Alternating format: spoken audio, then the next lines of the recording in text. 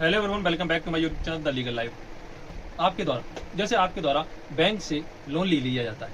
और जब आप लोन लेते हैं तो उसके ओरिजिनल कागज बैंक में जमा कर देते हैं। उस कंडीशन में जैसे आप जब लोन का सेटलमेंट करते हैं, मतलब लोन का पूरा भुगतान कर देते हैं बैंक को, और बैंक से कहते हैं कि हमारे ओरिजिनल कागज वापस करो, लेकिन बैंक वाले उसमें देने में आनाकानी करते हैं। कहते हैं कि हमारे किसी भी प्रकार से, मतलब कोई भी कारण से आज बैंक बंद है, आज जल्दी जाना है, ऐसा कुछ रीजन लेके वह कहते हैं कि नहीं, बैंक में ऐसा आनाकानी की जाती है। तो उस कंडीशन में देखा जाए कि आरबीआई का एक महत्वपूर्ण सर्कुलेशन सामने आता है। आरबीआई का सर्कुलेशन ये कहता है कि जैसे किसी बैंक के द्वारा ऐसे आनाकानी कर दी जाती है तो सेटलमेंट की तारीख से, सेटलमेंट जिस दिन होता है उस बैंक का, मतलब उस लोन का भुगतान जब आपने किया है उस तारीख से 30 दिन के बाद, उस तारीख से 30 दिन के बाद जितने भी दिन वह डिले करते हैं तो प्रत्येक दिन के हिसाब से 5,000 रुपए का फाइन बैंक पर लगता है।